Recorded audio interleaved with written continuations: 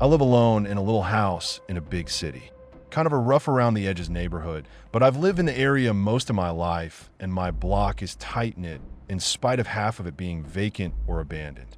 It's also a city that, like many others, tragically has a lot of folks living out of cars and RVs, trying to eke out an existence. So, I shouldn't have been too surprised when back in October last year I got a text from a neighbor. You might want to take a look out your back window. About 10 feet away was an enormous 40-foot motorhome in the dead-end alley sitting right on the edge of the small cliff that is my unfenced backyard. Having lived in urban areas my whole life, I'm no stranger to odd happenings immediately outside my window, but this did feel a little more intrusive than living in a ground floor apartment, no thanks to my back window being my bathroom window. It sat there for a few weeks without anyone paying much mind. A few neighbors speculated it might have been someone working on a couple demolition and construction projects in the neighborhood. A supervisor from out of town, perhaps. Whomever it was, I didn't really mind. As long as there wasn't any mess, though, I was slightly worried a wrong move would end with someone or the whole vehicle rolling off the retaining wall and potentially crashing through my wall. Of course, there was the small fact that half the block now couldn't access the alley. My city is very particular about removing vehicles if someone is potentially living in them, and after a few roundabout calls to the parking department, I and my neighbors were told we needed some evidence it was a hazard or abandoned. So I grabbed a cheap webcam off Amazon and popped in my window and then went on with my life. About a week later, after some friends over for dinner had left, I thought I'd check and see if the camera had picked up anything. I didn't sleep for the next few nights. Like clockwork, every night around midnight, the lights in the RV would flick on. In the otherwise pitch black night, a couple of cars would pull up behind, and the occupants would unload several very full garbage bags into the RV. Then these shadowy figures would creep down the yard of the vacant house next door into mine and methodically circle my house, shining flashlights in each window.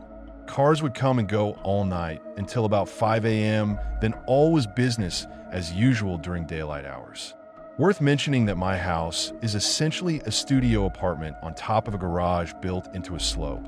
My bed is about 10 feet from those windows. Also worth mentioning, my neighborhood had an alarming rash of about 20 armed home invasions the summer before, or the arson on an occupied house across the street a few months earlier. Vulnerable was an understatement of how I felt. I ended up moving most of my furniture around my bed as a makeshift barricade. I called 911. They were a bit incredulous. Nothing was actively happening as I called. This wasn't an emergency. I can call the non-emergency line in the morning if I want to speak to an officer or detective.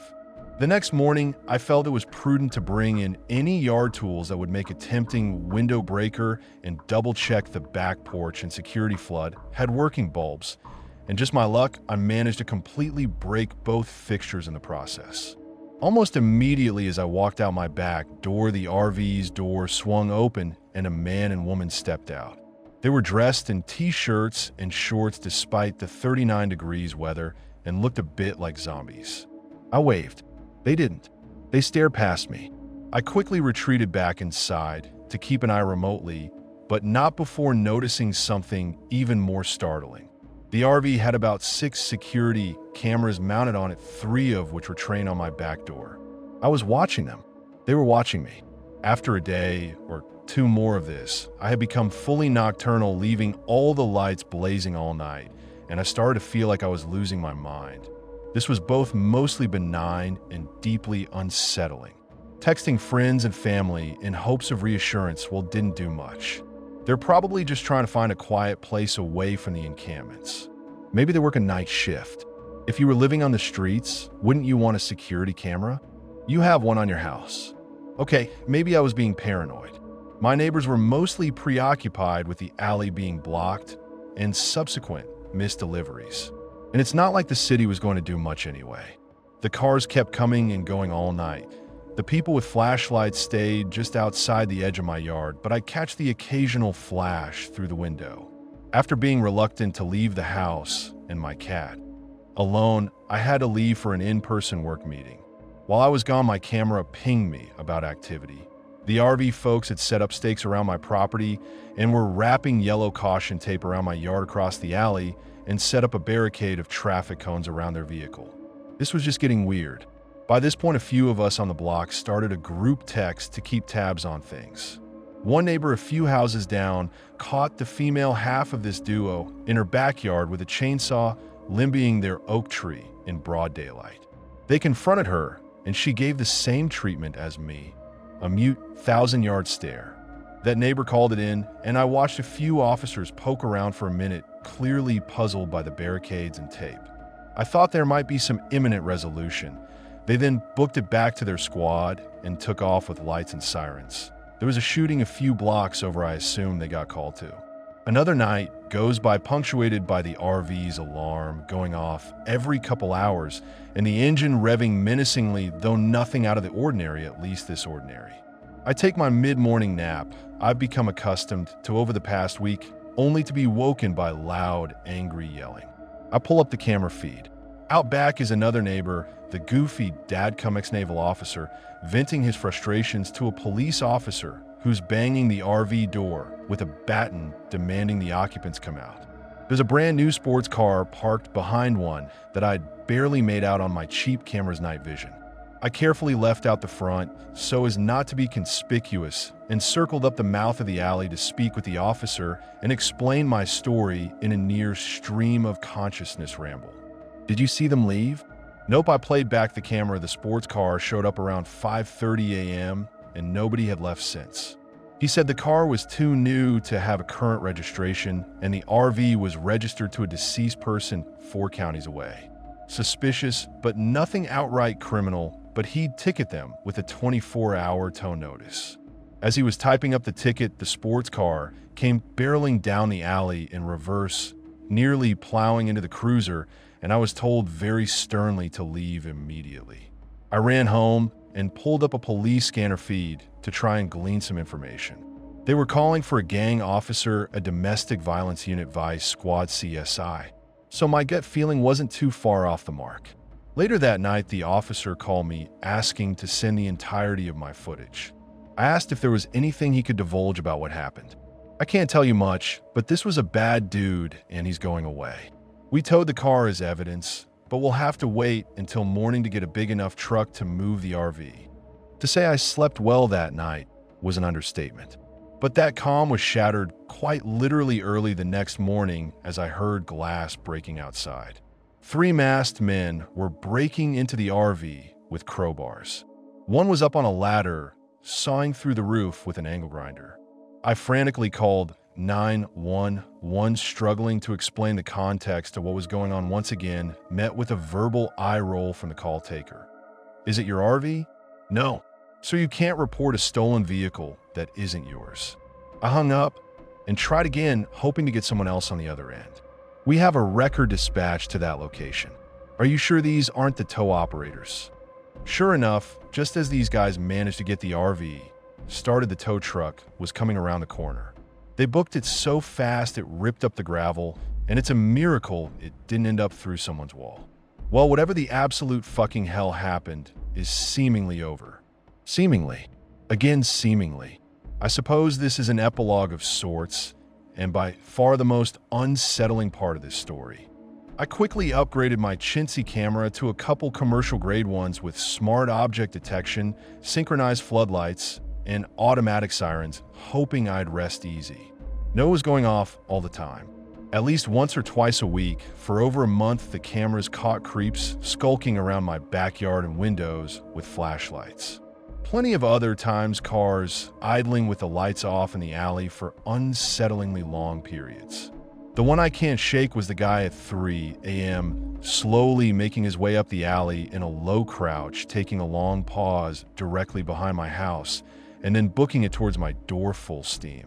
Or the guy that managed to get past the camera, and I came face to face with his ugly mug pressed up against my kitchen window at midnight. At least the alarms did their job. Every one of these guys took off once lit up like a stadium with sirens blaring. For some comic relief, that last guy tried to hop a retaining wall and face planted on the other side. Of course, again, friends and family had some not so reassuring platitudes. Maybe it was someone looking for a lost dog, or someone got lost in the alley, or maybe this just always happened before I had lights and cameras. And shaking what little faith I had in law enforcement, the cops, if they showed up at all, were at least an hour late. But here's the kicker. I filed a public request for the arrest and case report and got it back months later. Turns out my neighbor in the RV had kidnapped his ex-girlfriend and was likely trafficking her. She'd in fact called 911, but didn't know the neighborhood, and the cops were looking for them in a different part of town. He had a lengthy rap sheet for felony burglary, fraud, and firearms charges. An acquaintance of his was interviewed by detectives and said the RV was packed to the gills with guns and improvised weapons. And this guy told this witness that he would come back and kill whoever sent him back to jail. And right at the bottom in all caps was my name and address, but phone number redacted, listed as reporting party or COMPLANTNT. The cops searched the sports car and found nothing of note. The RV, as you recall, was apparently stolen before they could even get a valid warrant. The ex fled during the arrest, as I saw on camera, and was never heard from again. The DA dropped the case, and this guy was released from jail 48 hours later. It's been about 6 months since my last visitor at night. There hasn't been a whole lot of peace of mind before I turn in for the night. It's slowly fading, but I can't say I'm not a little on edge after dark, even in my own home. My house is now completely lit 360 degrees. I've put various dents and/or spiky plantings around my windows and the perimeter, and I sleep with a rifle next to my bed. But fortunately, new folks have moved into the vacant houses on either side of me, and they're also good people. I just don't know if I have the heart to tell them all what went down.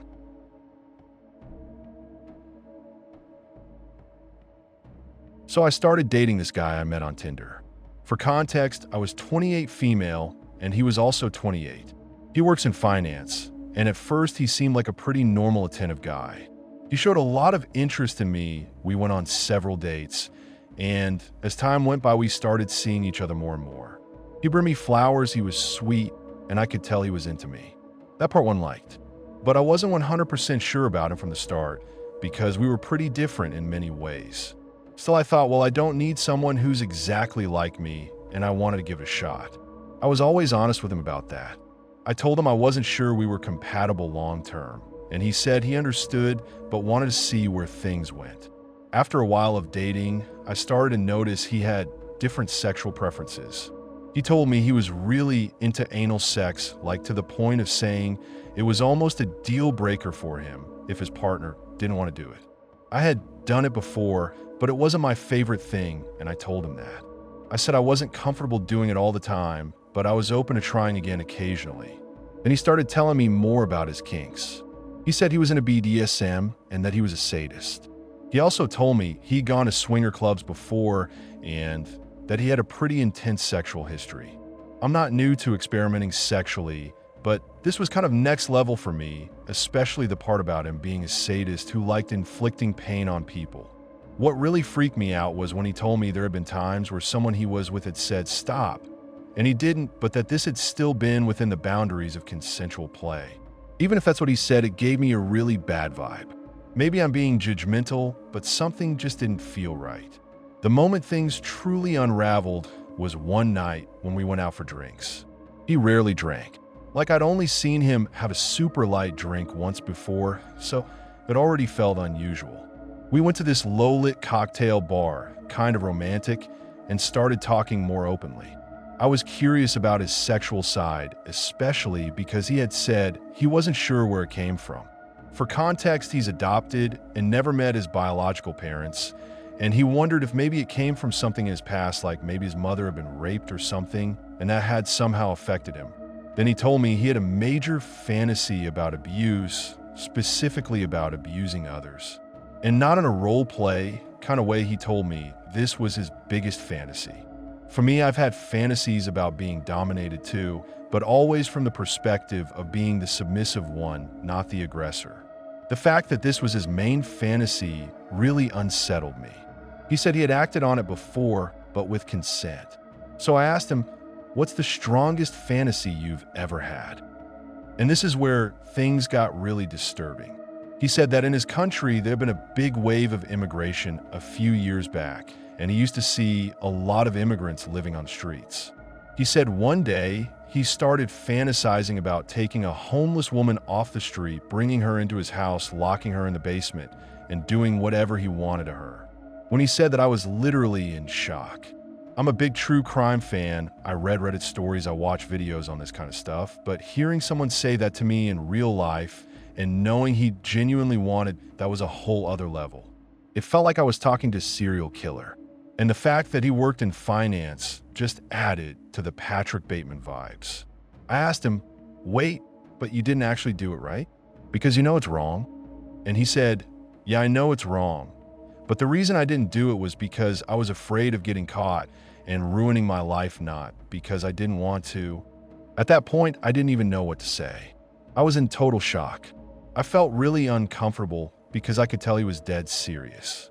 The worst part of it all is that on paper, he seemed completely normal. Like he had a good job, friends, what looked like a regular life. And supposedly he'd never done anything illegal. According to him, everything he did was consensual with people who were into it too. But I couldn't shake the feeling that if he could do something illegal and get away with it, he absolutely would. It felt like the purge, you know? Like if there were no consequences, he wouldn't hesitate. And every time he stayed over at my place, I couldn't stop this feeling that he might do something to me. He even told me he had fantasies about having sex with me while I was asleep, stuff like that. To be clear, he never did anything without my consent. Everything we did was consensual, and we experimented with a few things. But I still couldn't get rid of the feeling that the only reason he wasn't doing something darker was because of legal consequences, not because he had any moral issue with it. That was really hard for me to process. And part of me felt conflicted because I've had dark or messed up fantasies too. I'm not perfect or morally superior, but none of my fantasies ever involved doing something that extreme to someone else. They were always about me, not about causing harm to someone in a severe or degrading way. His stories were just so intense, the BDSM, the sadism, this whole fixation he had with those themes. It wasn't just something he liked, it felt like it was part of who he was. And even though he had clearly explored a lot of it, there were still things he held back from doing, not because he didn't want to, but because he didn't want to deal with the consequences. In the end, that was the real deal breaker for me. I stopped seeing him. It blew my mind that this guy was walking around acting like this sweet, gentle, even kind of naive person, and yet he had the most disturbing sexual desires and experiences I've ever heard of. I've dated quite a few people, and nothing has ever come close to this. And again, he never violated my consent, but I could never fully trust him. That was the main reason I ended things. Funny enough, I was reminded of all this today because he popped up on Hinge. I guess he saw my profile, and I had a picture up that he had actually taken of me. He sent a rose to that photo, probably as a way of trying to reconnect, or maybe just because he took it and recognized it. But for context, I haven't heard from him at all since we stopped talking other than this Hinge thing, and I don't plan on seeing him again. Still, this whole experience is something that stuck with me, and I hope I don't meet him again. Edit. Something else worth mentioning, this guy once told me that his friends used to tease him for always dating crazy girls. His words, not mine. He said he always ended up with women who had some kind of issue, like one of his exes had schizophrenia and many had past traumas or mental health struggles. He claimed it was because he liked people with depth or stories, that he found them more interesting. At the time, I kind of related. I've had my own mental health journey. I'm neurodivergent, and I thought maybe he just liked people who had lived through things. But now looking back on it and really thinking about everything he told me and how he acted, I realized it was something way darker. It wasn't that he liked people with stories. He liked vulnerable women. He liked people who were easier to manipulate or push boundaries with. And I think he thought he could do that with me too. He just packaged it all in this poetic nonsense about liking complicated people when really what he liked was a psychiatric history, which honestly makes the whole thing even more disturbing and sickening.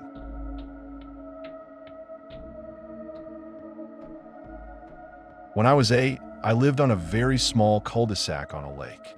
It was the fall, and the lake was made up of mostly seasonal houses, so my street and a few others were the only ones with year-round residents. Due to this, everyone knew everyone, and you could always identify who was who simply based off the car they drove. I had just gotten off the bus from school and threw my backpack in my front yard and started playing some basketball. Our basketball hoop was in the street, so if a car came by, or it was something you'd have to stop playing so they can get through. My older siblings were off at their clubs, so the only other person home was my mom, evidently by her car in the driveway. I know she knew I was home because she looked at me in the driveway, smiled, and turned around to go back to her laptop to work. After playing for a bit of car, turned down my street who I didn't recognize. This was weird for a few reasons. 1. My street was made up of people who didn't like visitors. 2. It was midday, everyone on my street was working. And 3. Their plates were from another state. While I recognized it was weird, I thought nothing of it and moved so they could drive down the street. After all, sometimes people just like seeing the lake in the off-season and need somewhere to turn around. My house was the first one on the street, so I figured in a minute I'd see him turn back up around to leave. And I was right, he came coming back around, but he stopped. I was standing across the street from my house and the basketball hoop when he rolled down his window. "Hey kid, let me see the ball."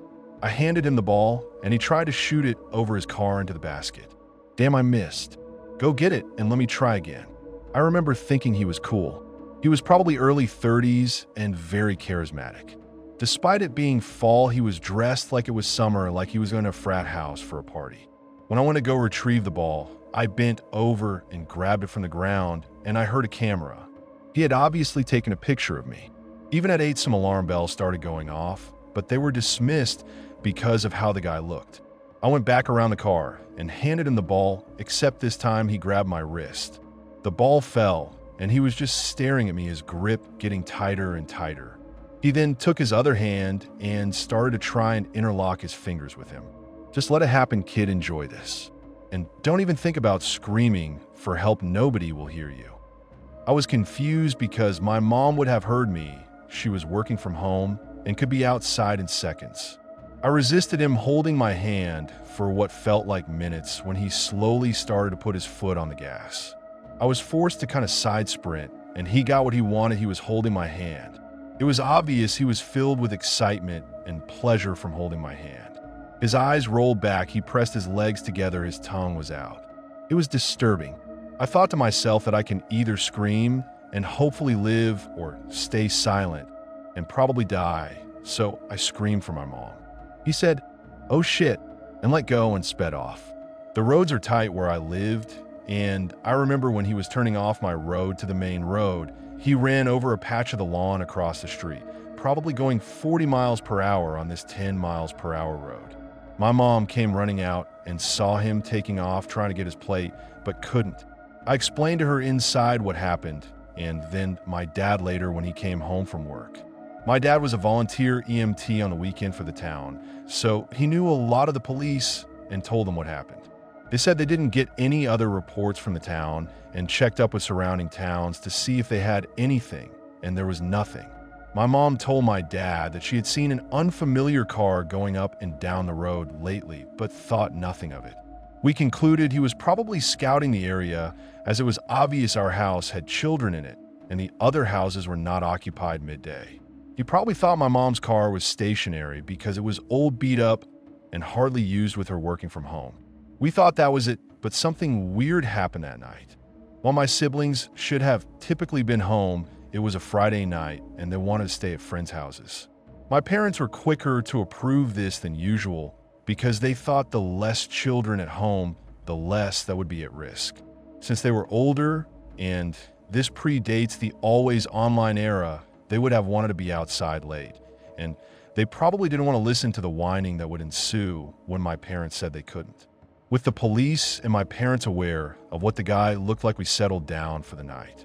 Our house is a single story, and I shared a room with my brothers with my parents' room at the end of the hallway. With my brothers out and me spooked, my parents closed my curtains and set up the TV from the living room in my room, so I had something to distract me and light up the room. It was probably 1 a.m. I was still watching King of the Hill on Adult Swim. My parents didn't know Cartoon Network wasn't all day. I was facing away from my window because the TV was across from it when behind me I heard knocking on the window. I froze for a second and thought maybe it was one of my siblings trying to get into the house. They'd sneak out of smoke and would knock on the window, sometimes for me, to unlock the front door. I didn't want to take a chance with me being spooked, and with it being the weekend, I didn't really care for waking up my parents because my sibling wouldn't get in trouble and it was better safe than sorry. So I got up and turned on every light I could on the way to my parents' room, including my parents.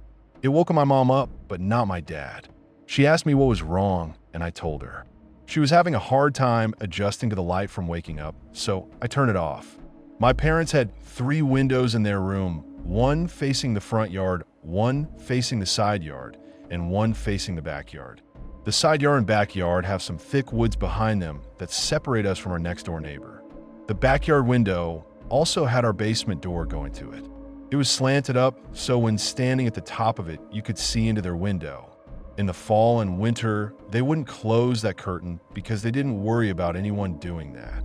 They only would in the summer and spring because sometimes the seasonal house's kid residents would shine flashlights into people's windows to wake them up as pranks. When explaining to my mom, I had a knock on the window. She got up, and as she walked towards me there, he was looking into the window. She screamed, which woke my dad up. The man outside yelled out. I just wanted to hold his hand.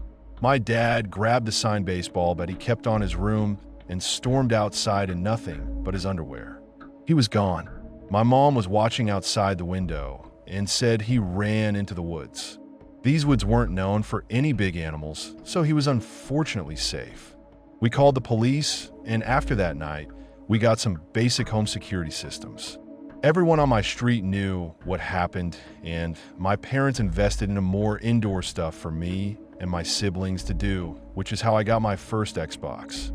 Nothing ever happened again. Nothing like that happened anywhere near us. All I could assume was the man went back to the state that the license plate on his car was from.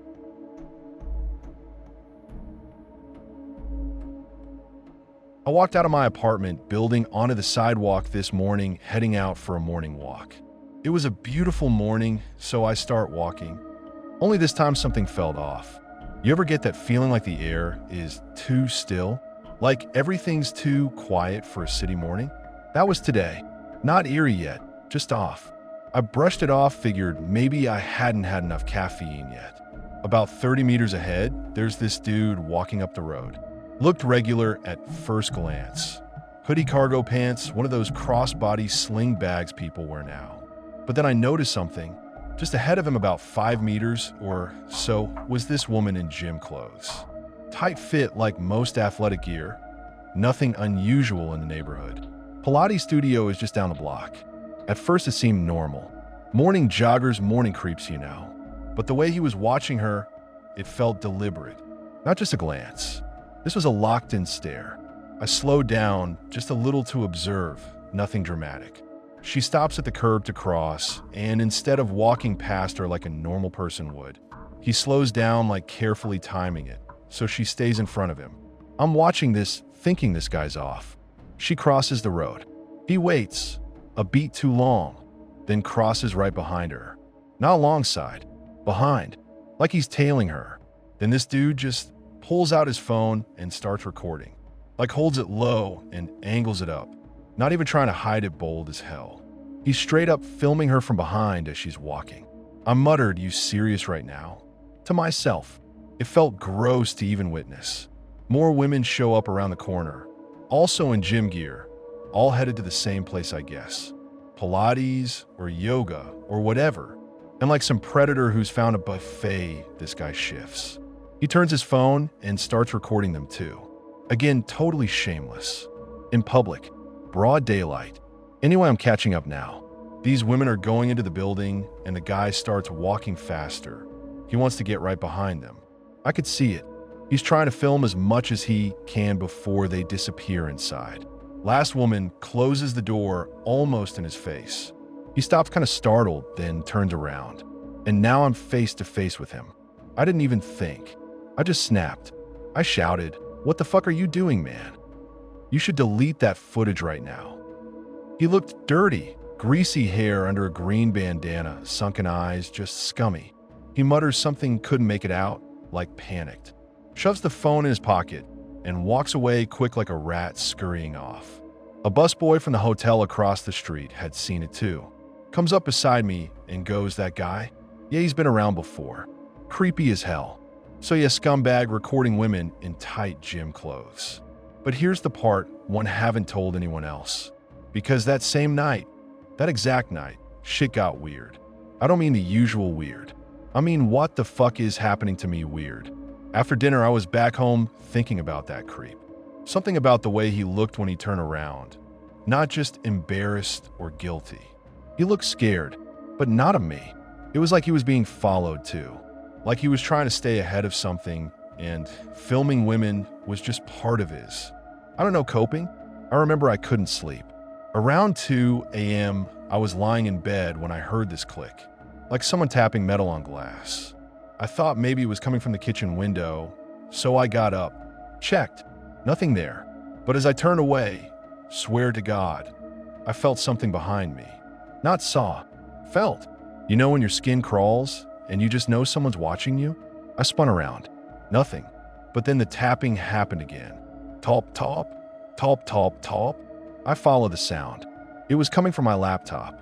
I hadn't used it that day. Wasn't even open.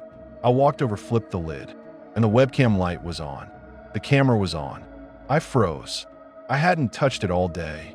I sat down, slowly checked the screen. Black, nothing open. No app, no browser. Just desktop. But the little green light? Still on. I opened Task Manager. Nothing. I ran antivirus. Nothing.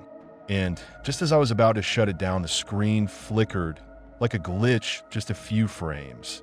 And for half a second, I saw something. A face. Not mine. Not even someone near the screen. It was like deep in the dark. Like the image was taken from inside somewhere. Face pale as hell, mouth slightly open, almost like it was whispering. But the eyes? The eyes were looking at me. I slammed the laptop shut and just stood there, completely still. Every hair on my body stood up. And then my phone vibrates. Unknown number. No message. Just a photo. I opened it. It was me, taken through my bedroom window. From the outside, my mouth went dry. I turned and bolted to the window, flung it open, looked everywhere. Nothing. Street was quiet. No footsteps, no sound. Nobody. The photo had no location data, but it was from minutes ago. Time stamped 1:58 a.m. And then I heard it from inside the apartment, the laptop clicking open again like the hinge just moved on its own. I didn't go back into that room that night. I stayed in the hallway with a baseball bat like a fucking lunatic until the sun came up. Next morning, I went straight to the police. They told me they'd look into it. Said maybe it was a stalker, maybe some local creep. They asked if I had enemies. I didn't know what to say. I showed them the photo. They said they'd get back to me. They didn't. I started noticing that guy again. The bandana guy. 2 days later, he was across the street from my building. Just standing there. Not moving. Watching. I shouted at him. Told him I called the cops. He didn't react. Just turned and walked away slowly. That night, I got another photo. This time it wasn't of me. It was the Pilates studio. Same angle as before, like someone hiding in the alley, taking a shot of the building entrance. I realized the timestamp was for 5 minutes in the future, which makes no sense. Until I saw it happen, the exact moment from the photo, 5 minutes later. Some woman opened the door, checked her phone, and walked inside. Exact posture. Exact frane. Like the photo had been taken before it happened. I don't know how to explain what I felt in that moment. It wasn't just fear. It was like reality was breaking around the edges. Like someone had a copy of time and was cutting it up, feeding it back to me. Then I started seeing that pale face again, not just in glitches, in reflections. Microwave door, bathroom mirror, black screen of the TV, always behind me. And it wasn't static. It was getting closer. Like every time I saw it, it had moved a little, smiled wider, eyes a little more open. I tried burning sage. I threw the laptop away, moved to a different apartment across the city. Didn't matter. The messages kept coming. Different numbers. Always blocked. Always a new photo. Sometimes it was a photo of someone I passed on the street, taken seconds before I passed them. Sometimes it was of me, asleep, eating, tying my shoes. Sometimes it was of rooms I hadn't entered yet. One time, it was my new bedroom with the closet door half open. I don't even own a closet in this place. It's an open rack. So I opened the door. Behind it, just drywall. But scratched into it over and over was a sentence I'll never forget. I saw you first. That was 3 nights ago. I don't sleep anymore. I don't even go near windows after dark. I unplug everything. No mirrors, no cameras, nothing reflective in the apartment. I live in a world of dull surfaces now. But today, this morning, I couldn't take it anymore. I needed fresh air. I needed to feel like a person again, like I wasn't prey. So I stepped outside, took that same route, hoping maybe something normal might happen for once. And that's when I saw him. Same dude, same green bandana, standing in the exact same spot I'd seen him the first time. Only this time, he wasn't filming anyone. No phone. He was just standing still, with a wide, dead smile. And the face behind him, that pale thing, it wasn't in the reflection anymore. It was right there, watching me. So yeah, creepy dude, recording women in tight gym clothes. Let's not meet.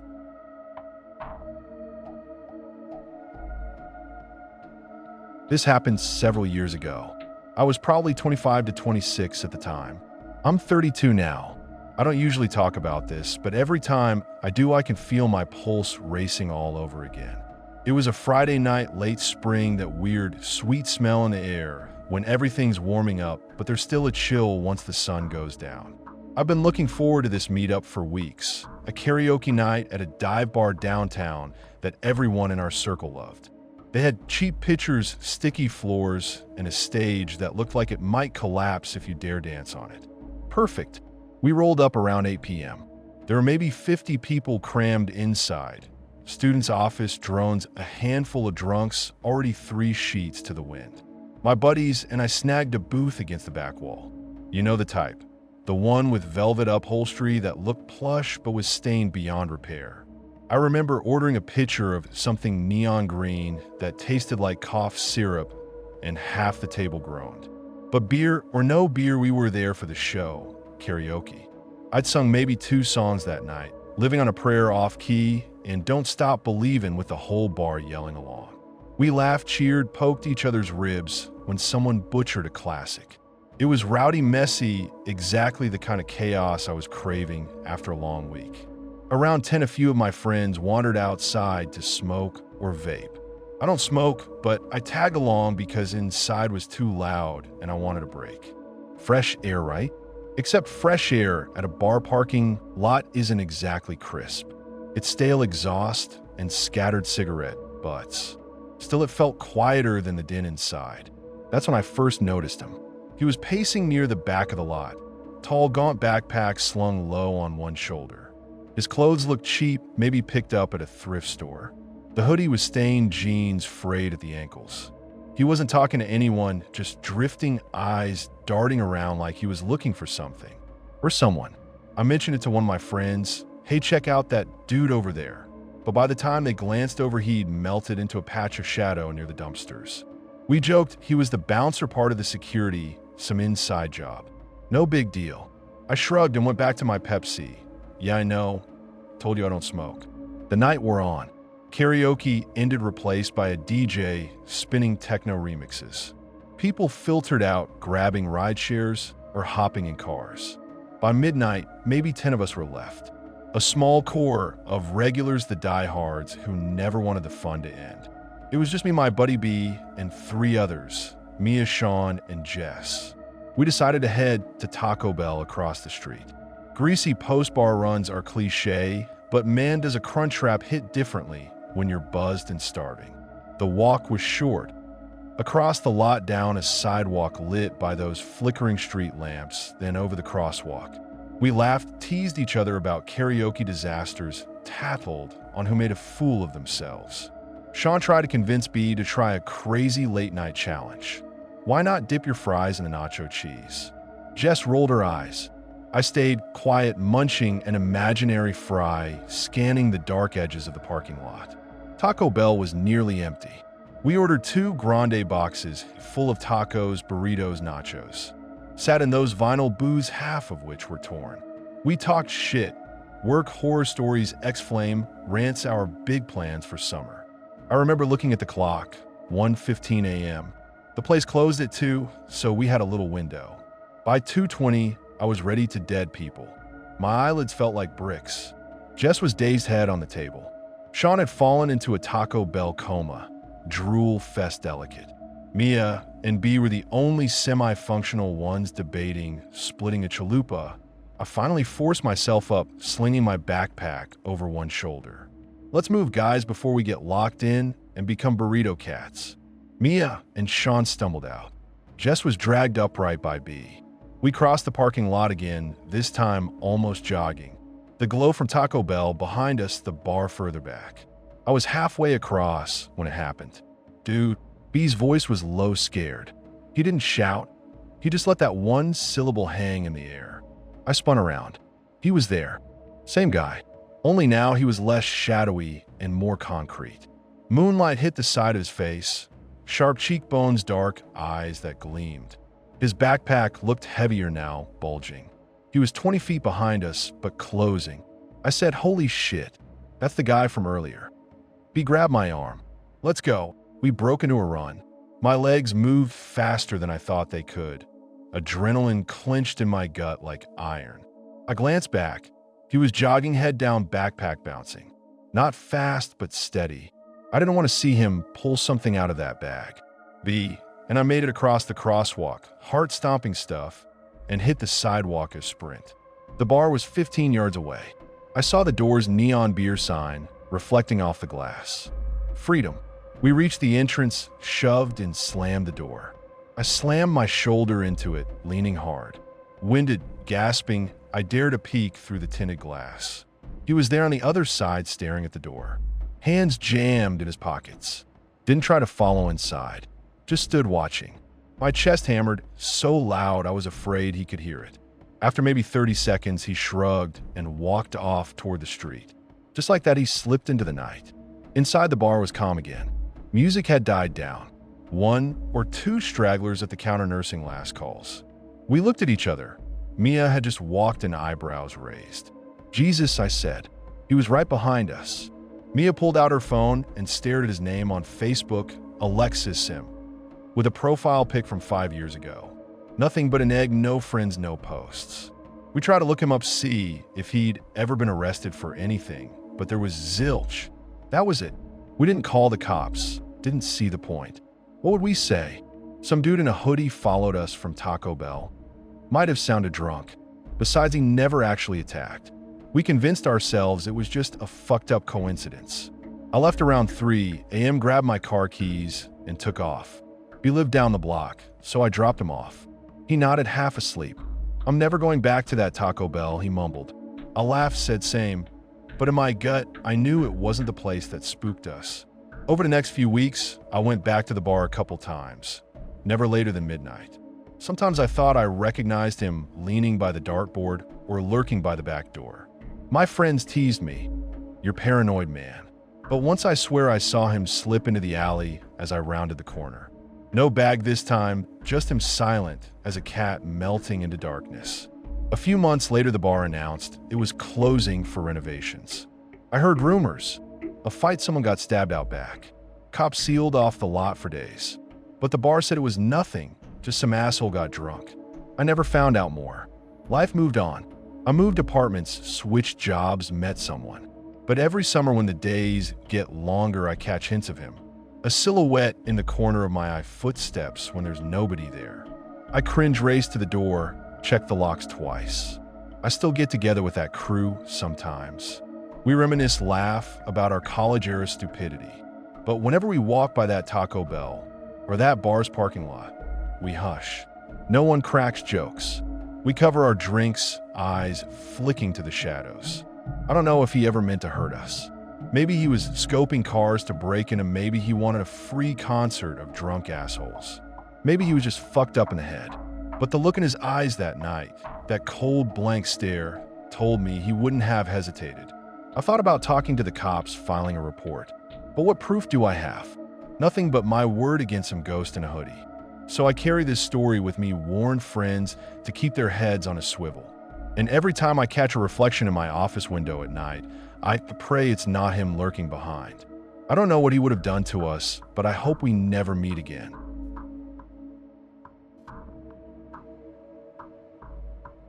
Before I tell my story, I just want to say I'm aware of how dumb it is to do stuff like this, and I probably won't be doing this for a long time after what happened a few months ago. Anyway, I just really needed to post this because I don't know who else to tell. I'm not proud of it. Hell, I'm embarrassed, but I'm a 20-year-old college student with way too much free time and almost no sense of self-preservation. I moved up here for school last fall to this little town in northern Michigan. It's the kind of place your parents warn you about when you decide to go west coast or northeast. The winters last 9 months, the summers are brief slaps of sunshine before the snow comes back, and more people die in vehicle accidents on that stretch of highway through the woods than in all of my home state combined. Which, by the way, I only realized after I'd already signed the lease. The night I'm talking about started like any other. Finals week was in full swing, and I was drowning in midterms projects and group presentations I didn't care about. My roommate, let's call him Dave, spent most nights holed up at his part of the house, gaming or studying. I, on the other hand, snuck out. There's something peaceful about slipping out into the quiet when everyone else is asleep. No cars, no TV blaring, no group chats, lighting up my phone with reminders and deadlines. I put on a hoodie, lace up my sneakers, and tiptoe past Dave's door, careful not to wake him, then cross the street to the dense woods behind our off-campus house. I've done it dozens of times. Wander a half mile down a gravel path cut through thick pines, pop out onto an old service road, and head for the big gas station up the hill. They keep it open 24 hours with cameras that never seem to work, so I can grab a Sprite and loaf there on a bench under the blinking neon sign. I smoke a cigarette, don't judge me, and scroll through social media, feeling totally disconnected and alive all at once.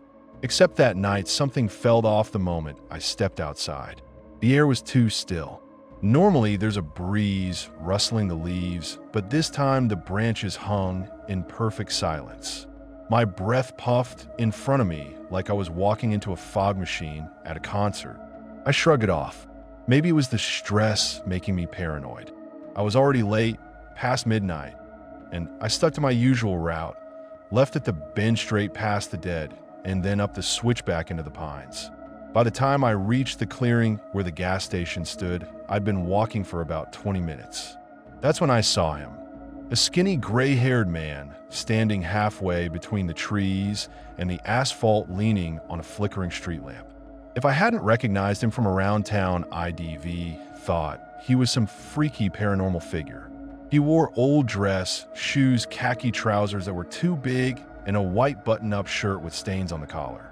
He looked like someone dragged him out of the 1950s and forgot to feed him or wash him afterward.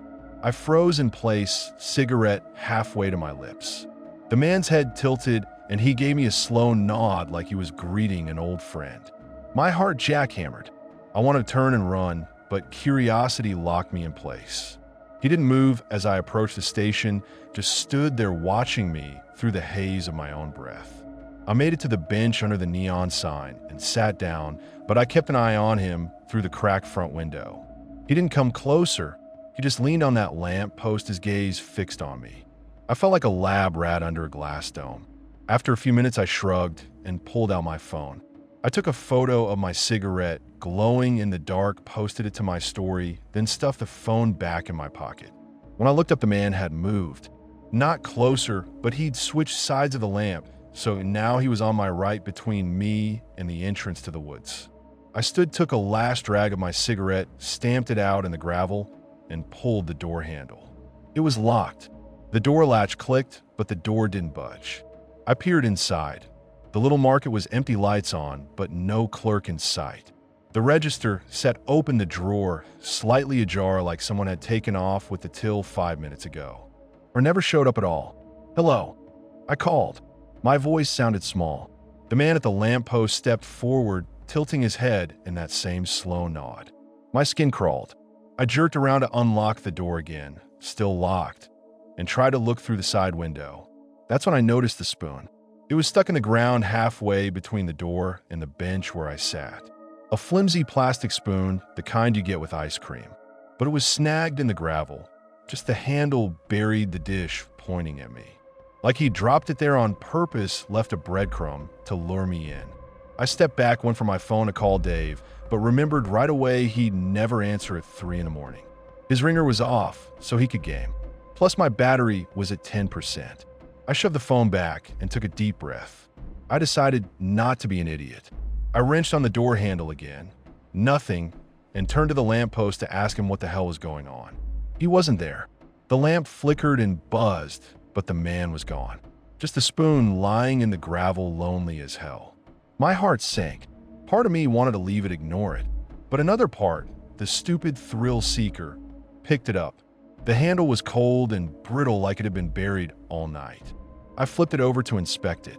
It looked normal at first, until I noticed the grooves were carved deeper like someone had etched letters into the plastic.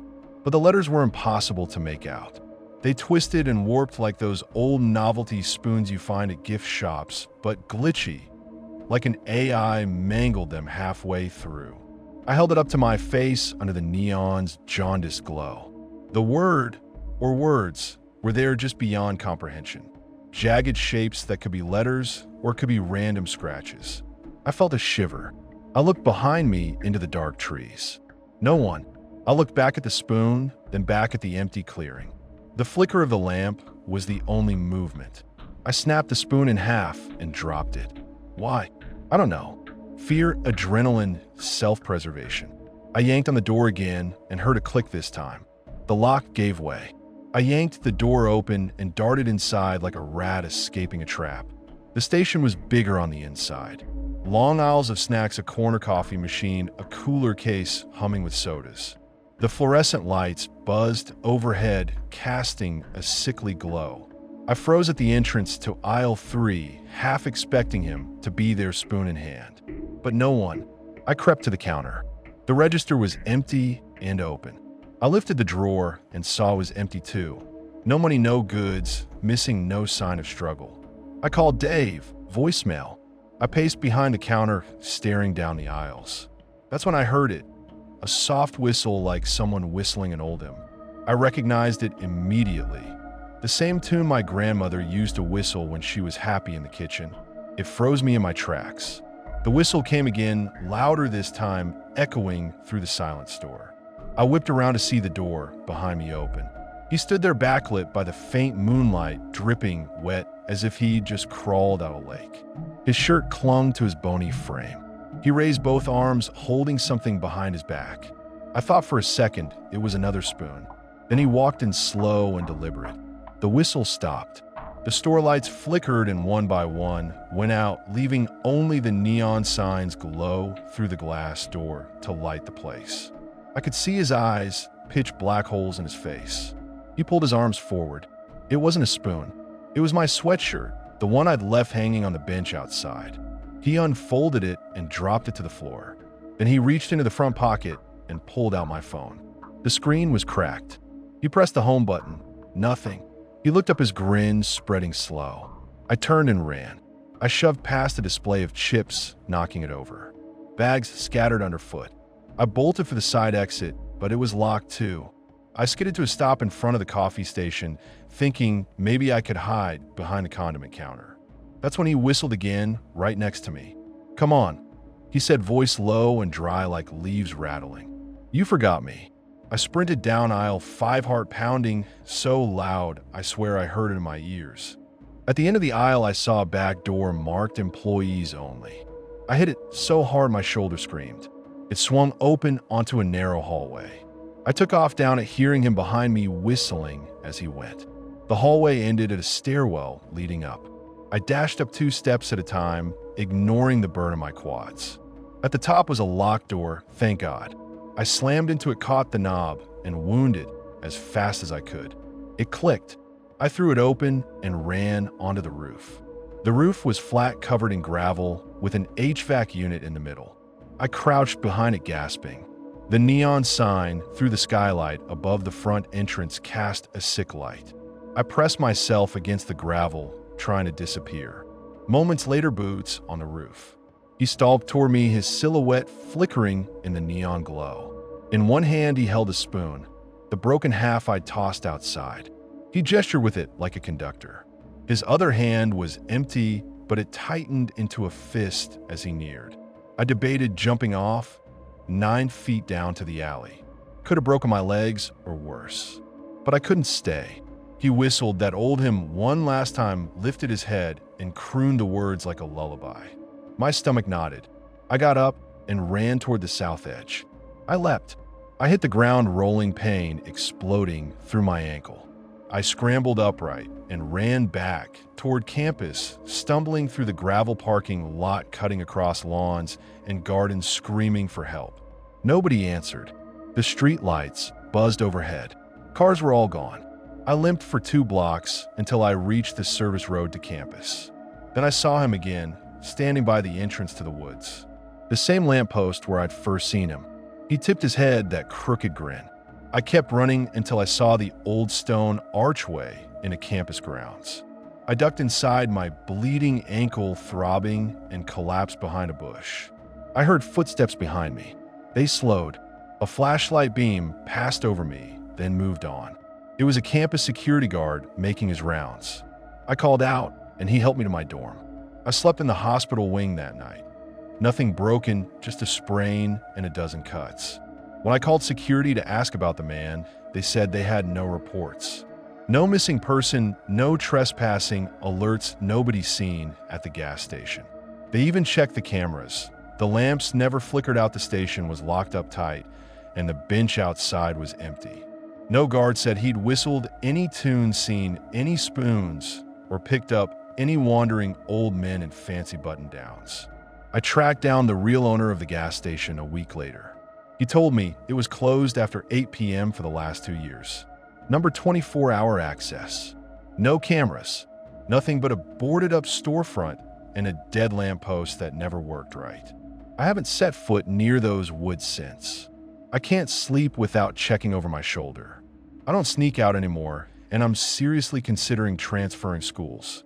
I still have that spoon half stashed in my desk drawer. I can't read the letters, but I swear under certain lights it spells my name. But what'd he call me?